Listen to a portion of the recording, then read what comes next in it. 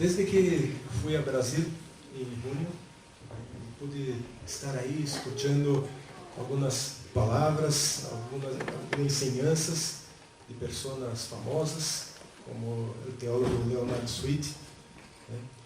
Algumas coisas aí me impactaram. E desde então, tenho uma mensagem que está aqui queimando em meu coração, que gostaria de compartilhar com vocês. Hoje quero falar de uma história de Jesus que você já conhece, pero com uma mirada um pouco diferente. Esta história tem lugar depois da ressurreição de Jesus. Há 6 aparições de Jesus depois da ressurreição. Provavelmente a mais famosa é o de caminho de Damasco, ¿sí? Quando encontra a Pablo. Pero hoje vou falar de outra história sobre um caminho, que é o caminho de Emaús. Logo, abra sua Bíblia, ou encenda a sua Bíblia, em Lucas 24, desde o versículo 13 hasta el 35. Y he aquí, 2 de ellos iban el mismo día a una aldea llamada Emaús, que estaba a 60 estadios de Jerusalén, e iban hablando entre sí de todas aquellas cosas que habían acontecido. Sucedió que mientras hablaban y discutían entre sí, Jesús mismo se acercó y caminaba con ellos, mas los ojos de ellos estaban velados para que no le conociesen, y les dijo: ¿Qué prácticas son estas que tenéis entre vosotros mientras camináis? ¿Y por qué estáis tristes? Respondiendo uno de ellos, que se llamaba Cleofás, le dijo: ¿Eres tú el único forastero de Jerusalén que no ha sabido las cosas que le hayan acontecido en estos días? Entonces él les dijo: ¿Qué cosas?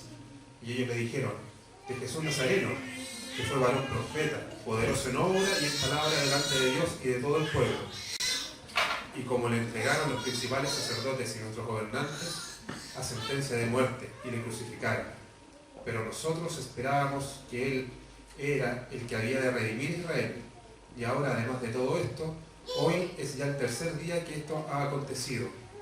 Aunque también nos han asombrado unas mujeres de entre nosotros, las que antes del día fueron al sepulcro. Y como no hallaron su cuerpo, vinieron diciendo que también habían visto visión de ángeles, quienes dijeron que Él vive. Y fueron algunos de los nuestros al sepulcro, y hallaron así como las mujeres habían dicho, pero a Él no le vieron. Entonces Él les dijo: oh insensatos y tardos de corazón, para creer todo lo que los profetas han dicho. ¿No era necesario que el Cristo padeciera estas cosas y que entrara en su gloria? Y comenzando desde Moisés y siguiendo por todos los profetas, les declaraba en todas las escrituras lo que de él decían. Llegaron a la aldea a donde iban, y él hizo como iba más lejos, mas ellos lo obligaron a quedarse diciendo: quédate con nosotros, porque se hace tarde, y el día ya ha declinado. Entró pues a quedarse con ellos.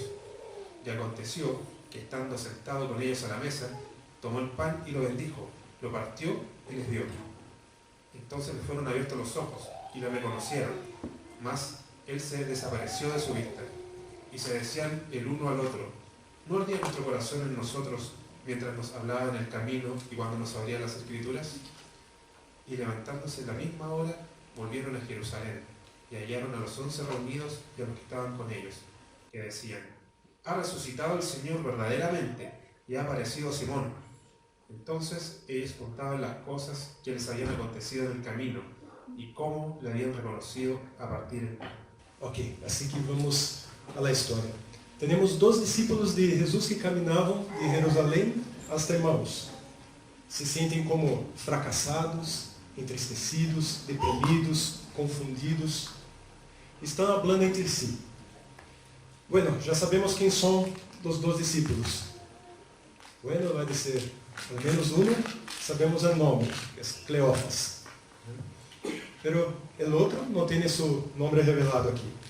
Assim, a maioria dos dibujos que vemos e as representações de estes discípulos nos mostra 2 homens, certo?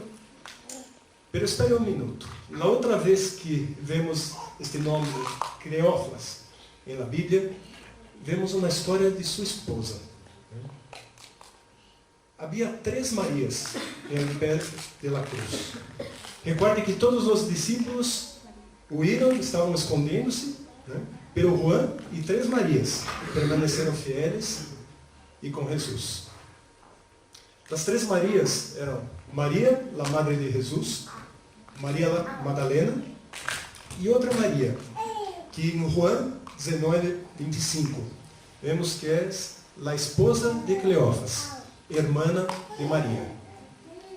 Assim que espere um minuto, vamos clarear isso.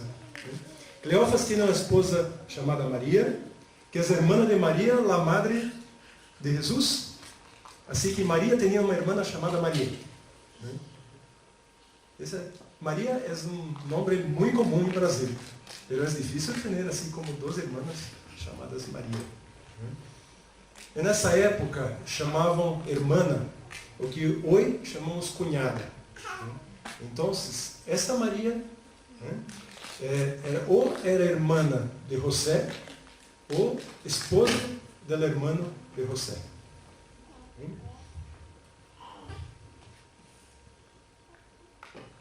Em outras palavras, essa Maria e seu marido Cleófas eram tios de Jesus. Assim que, muito provavelmente, não são 2 homens que estavam aí caminhando. Uma pareja, um homem e sua mulher. E todo mundo deveria identificar isso quando escutamos falar de Cleófas. Pero o que hace a história mais incrível é que nem a família de Jesus lo reconheceu. Eram os tios de Jesus, mas não lo reconheceram. E isto é o mais importante desta história, assim que vamos nos aprofundando em ela. Em las 6 aparições de Jesus que temos na Bíblia, depois de ressurreto, os discípulos falharam em reconhecê-lo. Não reconheceram a primeira. E este, irmãos, é nosso problema todavia hoje. Temos problemas, dificuldade em reconhecer a Jesus. Não é que Jesus não esteja aí preparando algo. Está preparando algo grande para a sua vida. Pero com que frequência deixamos de reconhecer o que Ele está fazendo em nossas vidas? Qualquer pessoa que encontres, em qualquer lugar, Jesus está aí. Está preparando algo na vida desta pessoa. Mi trabalho, então, se tu trabalho, é ajudar esta pessoa a reconhecer o que Jesus está fazendo em sua vida. Você sabe que não leva Jesus a nadie, né? Não tomas aí Jesus em sua mochila e vai hacia as pessoas e apresenta a Jesus. ¿Crees que Ele não vino à cena hasta que tu chegaste? Jesus já está aí preparando o terreno. Jesus sempre chega delante de nós outros. Muito antes de estarmos chegando aí, Jesus já está fazendo. O pior que podemos fazer é assim, dar-nos prisa, né?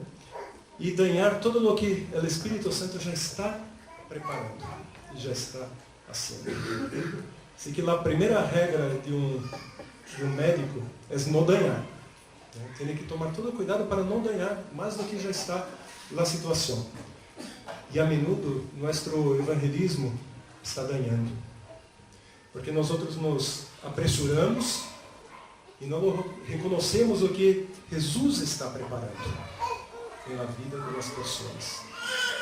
Assim que eles o reconheceram, não o reconheceram, mas queriam falar com ele e seguiram aí uma conversação.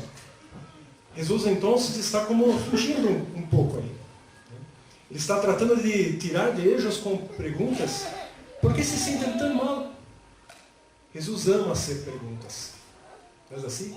Quantas perguntas vemos aí que Jesus faz? Aí incluso um livro que se chama Jesus lhe pergunta. Que explora todas as perguntas que hizo Jesus. A conclusão básica é que se você encontra hoje a Jesus em la calle, primeiramente, provavelmente não vá a reconhecer a Jesus. E segundo, provavelmente ele vai te perguntar algo e não dizer-te algo.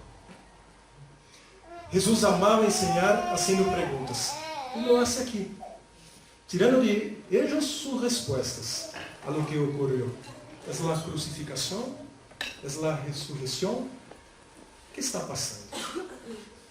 E por último, sucede um dos mais incríveis momentos que encontramos na Bíblia.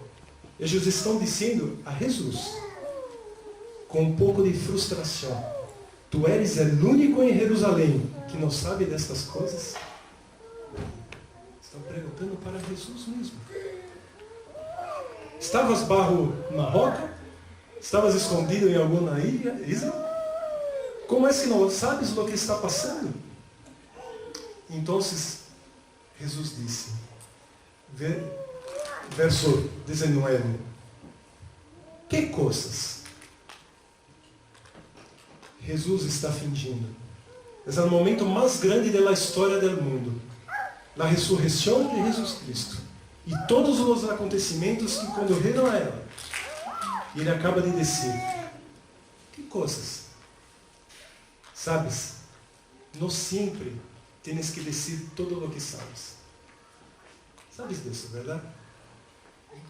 Pero há algumas pessoas que não o sabem e pensam que se eles sabem algo, nós outros devemos saber que eles sabem. Complicado. Pero às vezes, a melhor estratégia é a de Jesus. Solo fazer perguntas. Que coisas? Incluso se você sabe que são essas coisas. Ou incluso se você é quem las hizo. Temos muitos cristianos hoje que andam por aí como sábelo todo. E é bueno para nós outros ser normales. É bueno para nós outros falar como as pessoas hablam. E não dizer o que sabemos, para que podamos entrar em uma relação com essas pessoas. Não é assim que Paulo nos habla em 1 Coríntios 9:22? Entre os débiles me hizo débil, a fim de ganhar a los débiles. Me hice todo para todos, a fim de salvar a alguns por todos os meios possíveis. Nem sempre tem que falar todo o que sabes.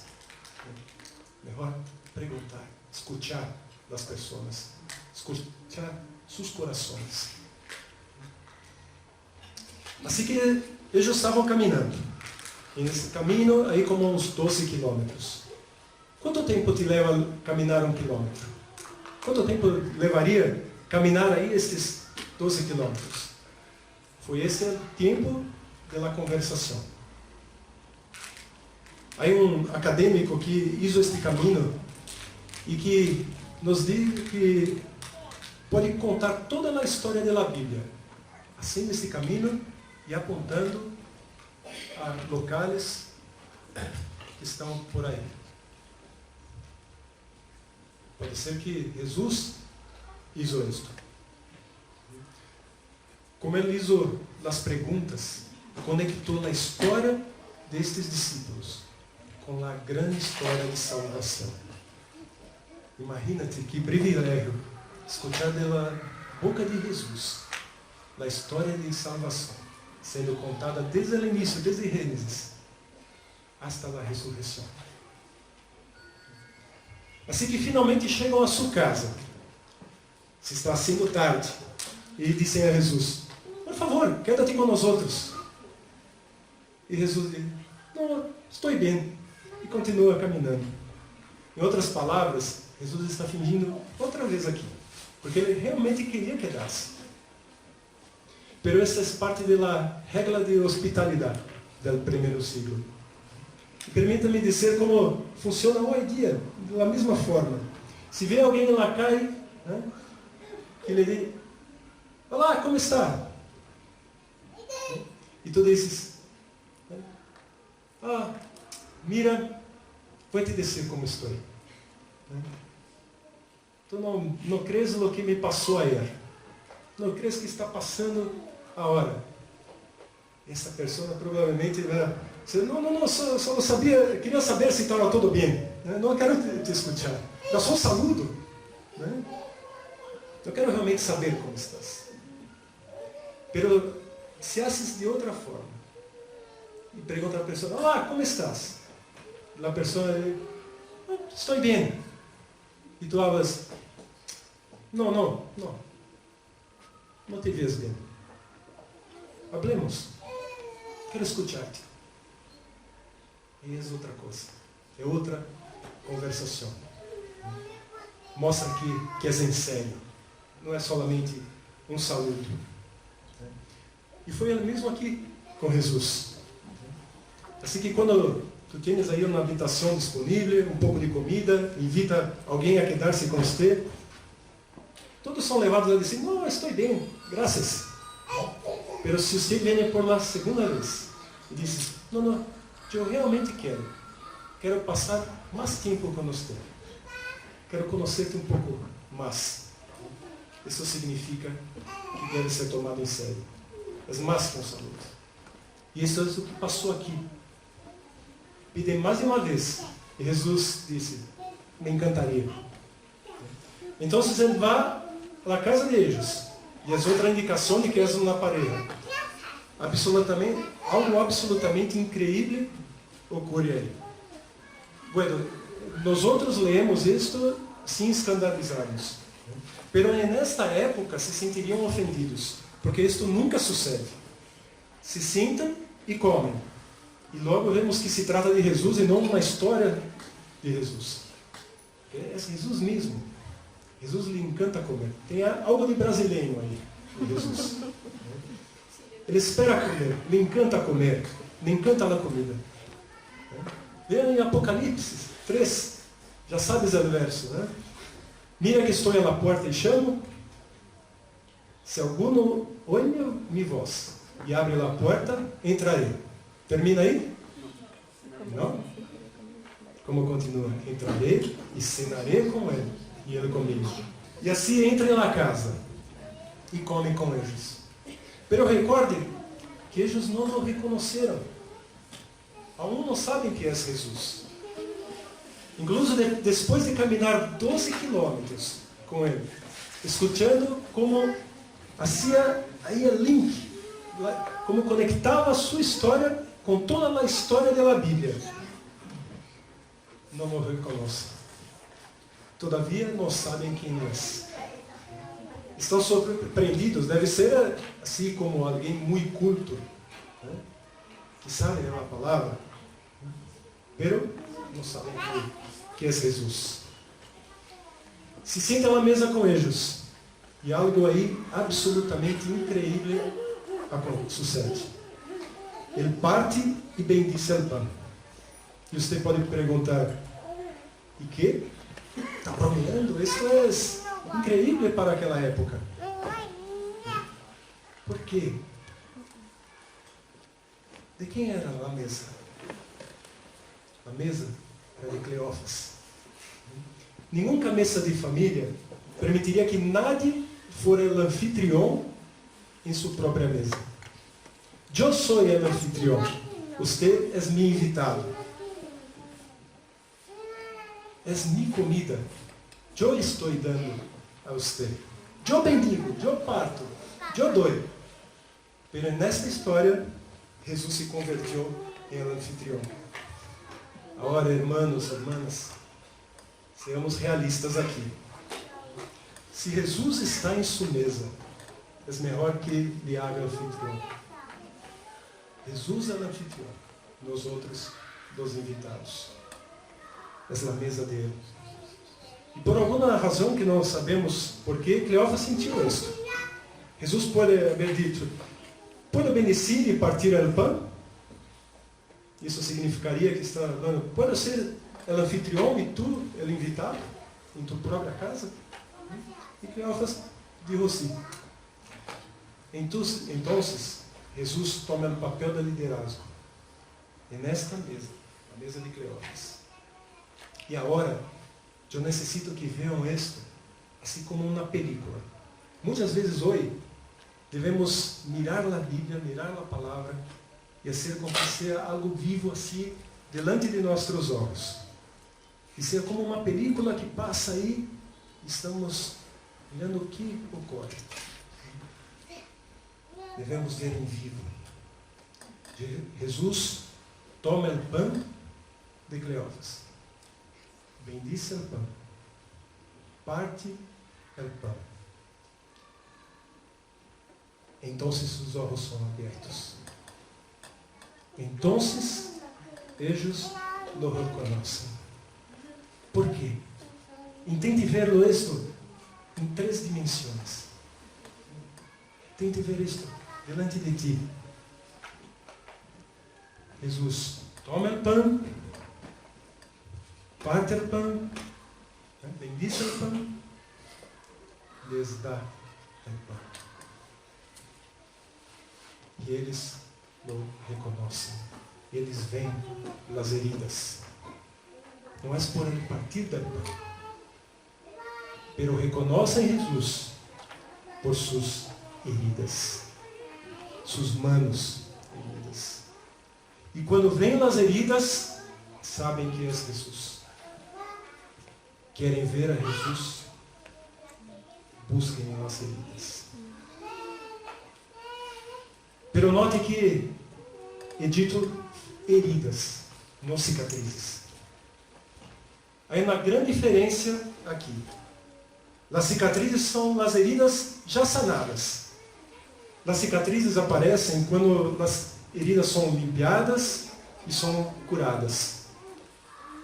E cada cicatriz é uma história de curação, é uma história de sanação. Você tem cicatrizes em seu corpo, certo? Cada uma delas conta uma história. Não se recorda de cada uma das cicatrizes, como foi que ocorreu, como foi a herida, como foi que se sanou.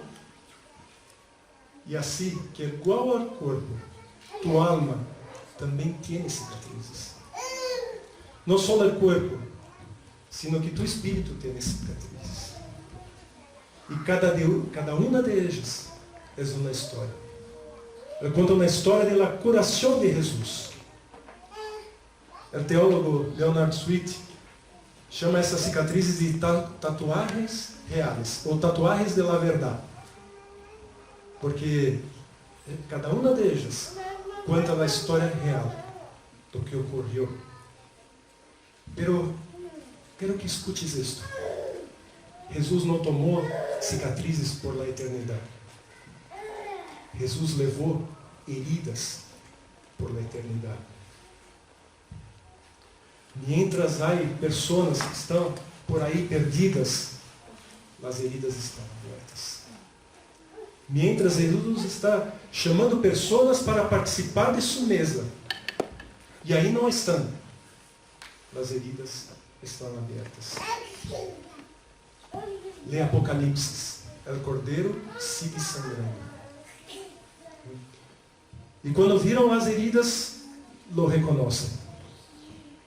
Uma das razões porque não estamos vendo Jesus hoje é porque estamos buscando nos lugares que não são os lugares corretos. Não estamos buscando nos lugares corretos. Temos que buscar as heridas, das pessoas que han sido heridas, das pessoas que han sido vítimas de abusos, que las golpearam, e logo vamos nos tornar Jesus para elas. E vamos reconhecer. Pero também temos que mirar nossas próprias heridas. Em nossa vida. Porque todos aqui han sido heridos. Cada um de vocês tem heridas. Al igual que em el mar temos miles de naufrágios que estão aí embaixo da água. E que não o vemos em la superfície. Por debaixo de la superfície de la vida de cada um de vocês, há histórias de fracassos, de derrotas, há naufrágios, há heridas. Não importa o bem que se pode ver externamente, cada uno de ustedes, así como yo, somos heridos internamente. E muitas vezes tratamos de huir destas feridas. Tratamos de esconder as heridas bajo uma alfombra. Pero Jesus se encontra nessas heridas. E se queres provar-lo, se queres reconhecê-lo, deves passar por onde estás mais herido. E permitir que o poder sanador de Deus torne estas heridas em cicatrizes. E a cicatriz, então, se converte em um testemunho. Uma história que dá testemunho do hecho que Jesus sempre cura. Amém? Eu, como pastor, estou aqui mais do que para predicar, trazer uma mensagem. Ajudar a cada um de vocês a descobrir suas heridas. A levar Jesus a vocês em suas heridas. E tornar suas heridas cicatrizes.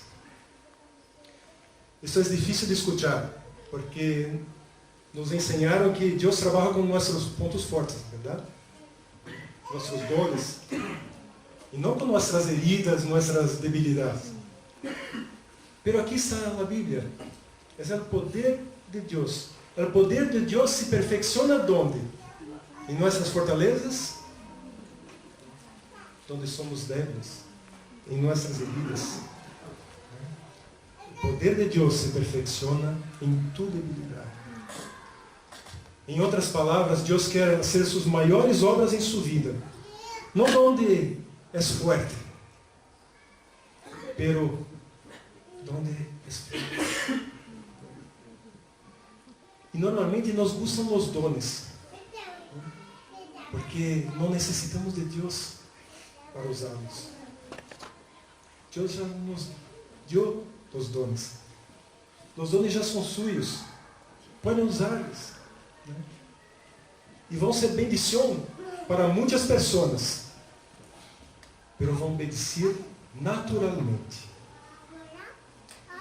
Pero busquem em suas heridas. Busquem onde é difícil. Busquem onde são débeis. E vão ver a bendição chegar sobrenaturalmente por el poder de Deus.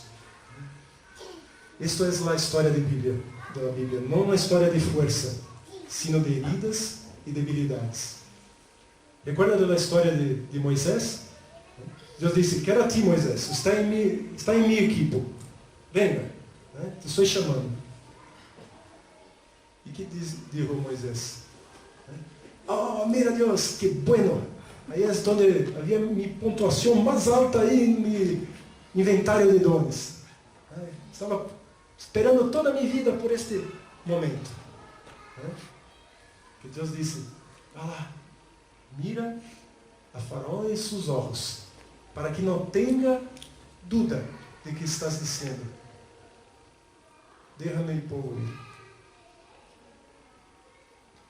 Pero Moisés hizo esto? Não. Está bromeando?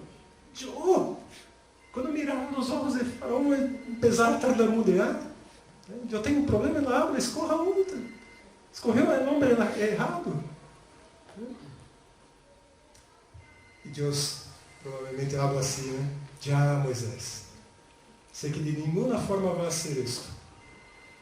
Pero estou chamando a você não para señalar tu força, pero estou chamando para señalar tu maior debilidade, porque é meu poder que se perfecciona em tu debilidade. Vê que não é uma história sobre o poder de Moisés, sino uma história de debilidade, acerca do poder de Deus. Vou ser um caminho, Deus diz, e em Jesus, Deus enviou o caminho, através de cada caminho. Esta é a história da Bíblia.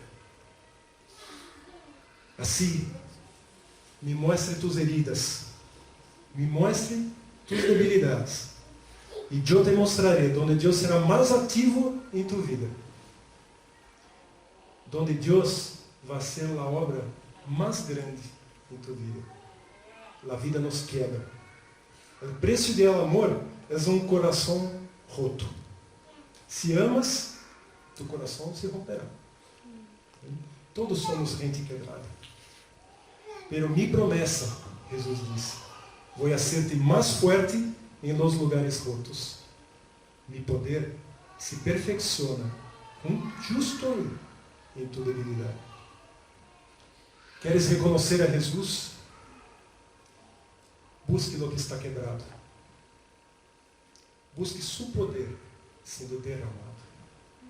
¿Queres ver a Jesus? Busque suas heridas. Assim que me gostaria orar com vocês neste último momento de oração.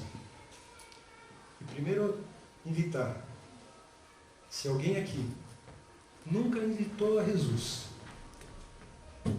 para que participe de sua vida, nunca entregou realmente sua vida a esse Jesus que cura as heridas, a esse Jesus que sana nossas vidas. Me gostaria de fazer uma oração especial por ti. Basta levantar sua mão e vamos orar por ti. Gostaria que toda a igreja quedasse com a cabeça para o sinal de prostração a Deus. E oremos para que esse Jesus que sana todas as coisas pueda sanar nossas heridas. Se tu sentes que tem heridas que foram hechas por outras pessoas, um ente querido, tu esposo, tua esposa, um filho, tu papá, tu mamã, uma herida que foi provocada por um companheiro de trabalho, uma herida que tem desde que és niño, uma herida que está aí, que estava escondida bajo a alfombra, pero que hoje Jesus quer pesar a sanar.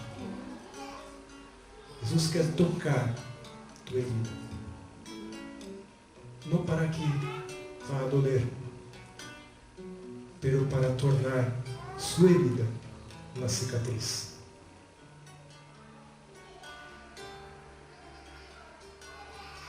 Senhor, damos graças, Senhor, por la história de nossas vidas. Graças, Senhor, porque temos heridas, pero também temos cicatrizes. Usa, Senhor, cada cicatriz que temos para alcançar outras pessoas que estejam sofrendo. Sabemos que Tu estás aí trabalhando e queremos que nossas vidas sejam instrumentos Tuyos, Senhor, porque Tu nos sanaste em tantas coisas e queremos ver Tu sanação na vida das pessoas. Tantas pessoas perdidas, Senhor. Tantas pessoas que estão caminhando para o inferno. E nós outros, Senhor, estamos em um país que temos liberdade de nos encontrar, de ter um culto de oração, um culto de gratidão, um culto de celebração. Graças, Senhor, porque se começamos a mirar Tu amor é mais grande que qualquer herida. Ajuda-nos, Senhor. Ajuda-nos a exponer nossas heridas e não escondê-las. Ajuda-nos, Senhor, com Tu poder curador. Ajuda-nos, Senhor, a sacar da tristeza, da amargura, Senhor, que pode estar em nossos corações e que pode estorvar, Senhor, não somente nossas vidas, mas nossas famílias também. Queremos, Senhor, reflejar Tu luz Queremos ser sal donde quer que estejamos, Senhor. Pero somos heridos. Temos debilidades, Senhor. E queremos entregar tudo isso a Ti. Queremos entregar, Senhor, nossa tristeza. Queremos entregar, Senhor, donde já quase desistimos porque não sabemos mais como ser. Pero Tu, Senhor, és maravilhoso. Tu tienes o poder, Senhor, para limpiar nossos corações, para lavar nossos pecados e para sanar nossas heridas, Senhor. Graças, Senhor, porque Tu Espírito Santo está agindo em la vida de cada um de nós. Te pedimos, Senhor, que esteja completando a obra que empezaste em cada um de nós. Usa-nos, Senhor, para a Tu glória.